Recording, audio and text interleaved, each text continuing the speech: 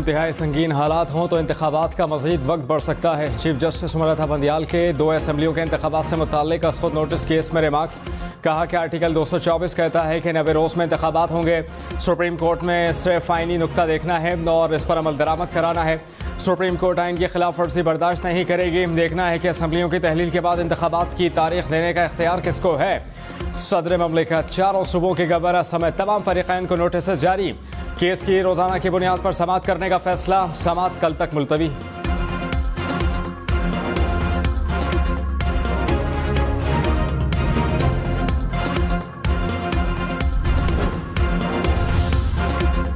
Justice Jamal Mandokhail ने कहा कि असखुद नोटिस से मुताल्लिक मेरे कुछ तहफ़्फ़ुज़ात हैं। ये हमारे सामने 2 असम्बलियों के स्पीकर्स की दरख्वास्त हैं।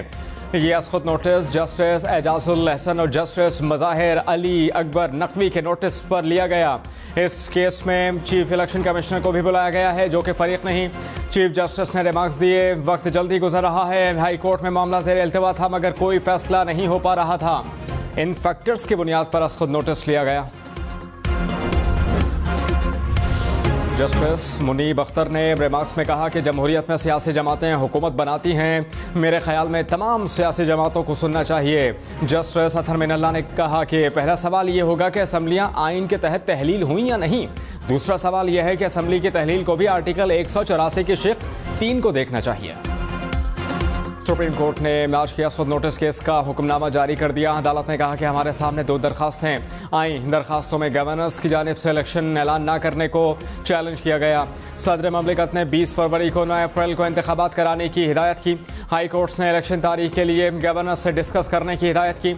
असखुद नोटिस में कुछ सवालात इलेक्शन कमीशन एक्ट 27 और 28 से मुताल्लिक उठाए गए। अदालत ने 3 सवालात का जायज़ा लेने के लिए कहा। जस्टिस अतहर मिनल्ला के सवाल को इन सवालात में शामिल किया जाए। पाकिस्तान बार काउंसिल ने इलेक्शन की तारीख से मुतालिक समाअत के लिए चीफ जस्टिस की सरबराही में कायम बेंच पर अदम एतमाद का इजहार कर दिया।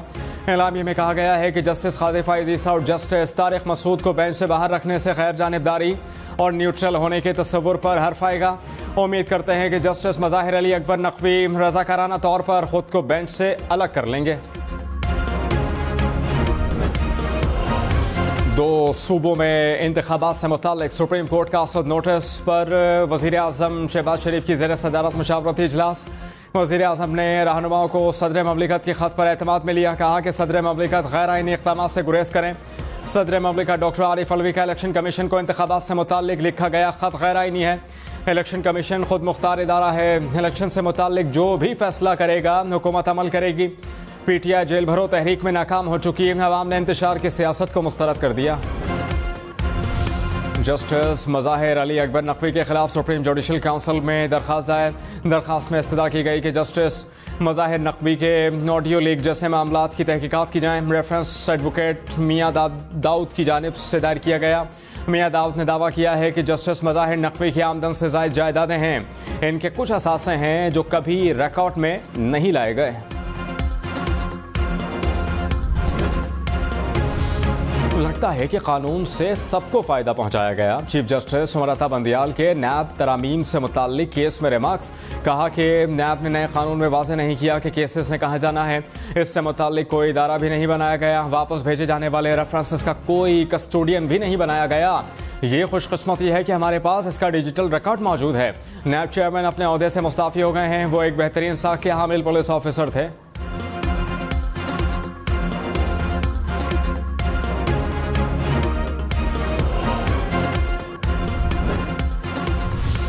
हक़ाइक़ का जायज़ा लेने के बाद वाज़ेह है कि ग़ुलाम महमूद डोगर ट्रांसफ़र की मंजूरी ज़बानी की गई।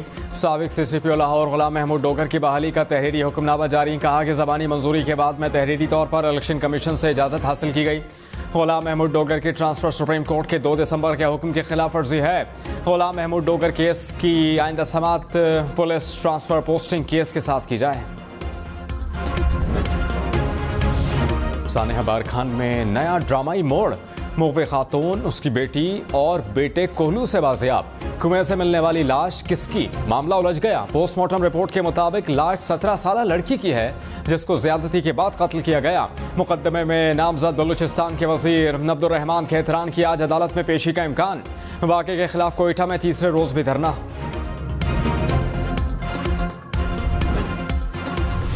जेल भरो तहरीक के तहत गिरफ्तार पाकिस्तान तहरीक इंसाफ के रहनुमाओं को दूसरे शहर मुंतकिल करने का फैसला। शाम अहमद कुरैशी, असद उमर समेत दीगर रहनुमाओं को दूसरे अजला मुंतकिल किया जाएगा। शाम अहमद कुरैशी, असद उमर, वलीद इकबाल के अहल खाना ने बाजियाबी के लिए लाहौर हाई कोर्ट से रुजू कर लिया। दरखास्तें समाअत के लिए मुकर्रर। लाहौर हाई कोर्ट के जस्टिस शहराम सरवर चौधरी कल दरखास्तों पर समाअत करेंगे। वज़ीर इत्तला शर्जील इनाम मेमन ने पाकिस्तान तहरीक इंसाफ की जेल भरो तहरीक को शोशा करार दे दिया।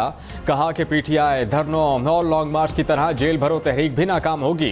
इमरान खान के तमाशों से मीडिया, इंतजामिया और कौम का वक्त ज़ाया हो रहा है।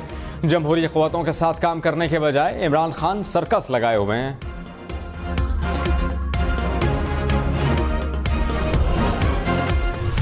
पेशावर में पीटीआई रैली के शुरका गिरफ्तारी देने सेंट्रल जेल के सामने पहुंच गए।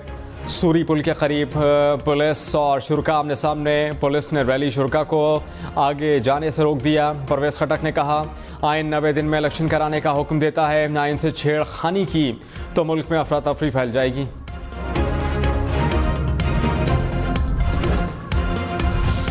मामले खुसूसियत तारा ने कहा कि इमरान खान कारकुनान को गिरफ्तारी देने का कहते हैं और फिर कहते हैं कि पुलिस ने एक्शन किया तो छोड़ेंगे नहीं। जमानतें करवा के जेल भरो तहरीक का ऐलान करते हो। इमरान खान कब जेल जाने की तारीख देंगे? जेल में ज़ारो कतार रोने वालों को हथकड़ी चूमने की बातें जेब नहीं देती।